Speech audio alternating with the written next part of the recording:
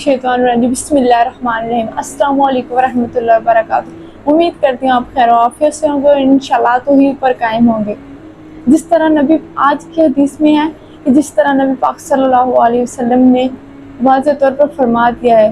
ان الصلاۃ عن الفحشاء والمنکر، بے شک نماز بے حیائی اور برے کاموں سے روکتی ہے۔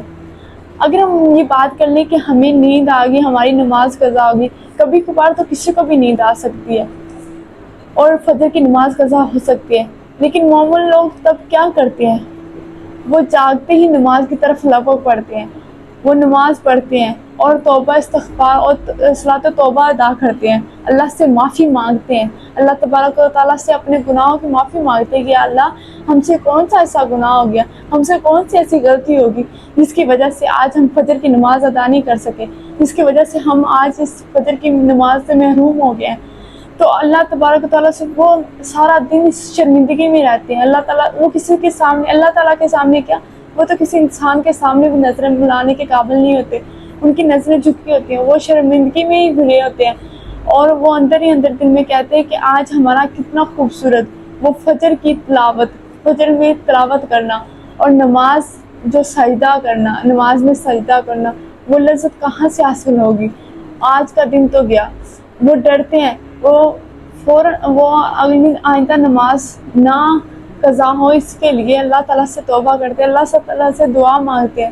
اور سوچتے ہیں کہ کاش ہمیں یہ یعنی کہ اگلی نماز قضا ہو۔ وہ ڈرتے ہیں کہ اللہ تعالیٰ سے اتنا ان کو خوف ہوتا ہے کہ وہ نماز قضا کریں گے تو اللہ تبارک و تعالیٰ شاید انہیں اگلی نماز نصیب ہو نہ ہو، موت آ جائے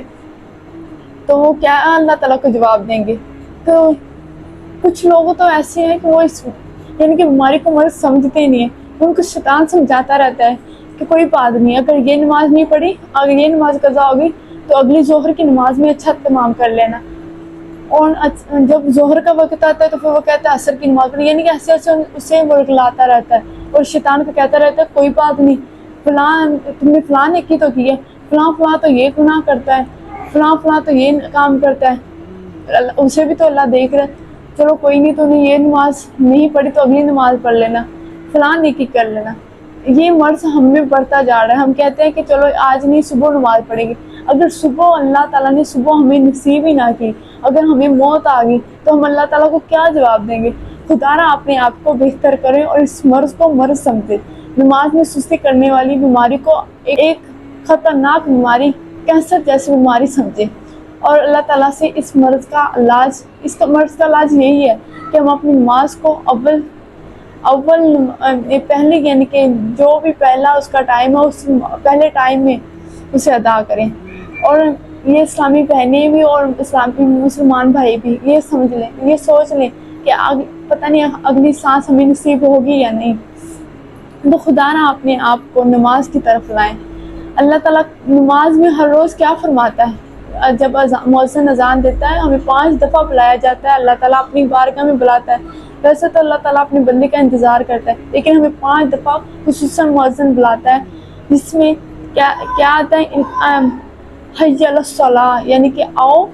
نماز کی طرف، نماز قائم کرو، اور پھر کہتا ہے حی علی الفلاح، اور آؤ کامیابی کی طرف، کیونکہ نماز کامیابیوں کی طرف لے کر جاتی ہے۔ ہم نماز کام کے لیے چھوڑ دیتے ہیں، لیکن اللہ تبارک و تعالیٰ ہمیں نماز میں ہی وہ برکتیں عطا فرماتا ہے، وہ کامیابیاں ساری نماز میں ہیں،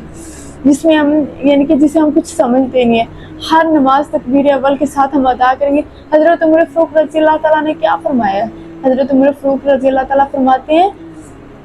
کہ مومن کا جو معاملات ہے نا وہ نماز ہی کی بدولت ٹھیک ہوتے ہیں، یعنی کہ جب وہ نماز ادا کرتا ہے تو صاف سمجھا دیا ہے کہ جس کی نماز قضا ہے تو اس کا کوئی معاملہ بھی ٹھیک نہیں ہے، جو نماز نہیں پڑھتا اس کو کوئی معاملہ ٹھیک نہیں ہوتا، اور نماز ادا کرنے والے کے تمام معاملات اللہ تعالیٰ خود بخود ٹھیک کرتے جاتا ہے۔ اگر ہم نے پختہ عزم کر لیا کہ ہم نماز کو وقت پر کریں گے، وقت کے ساتھ ادا کریں گے، تو انشاءاللہ ہمارا اللہ تبارک و تعالیٰ ہمارے لیے راستے ہموار کرتا جائے گا۔ کوئی بوجھ نہیں ہے، نماز ہمارے لیے کوئی بوجھ نہیں ہے، بلکہ لذتوں اور مزوں کا دریا ہے جس سے ہم نے انشاءاللہ زندگی کے ساتھ عبور کرنا ہے۔ اللہ تبارک و تعالیٰ ہمیں اور آپ سب کو نماز پڑھنے کی توفیق عطا فرمائے۔ وما الینا الا البلاغ المبین۔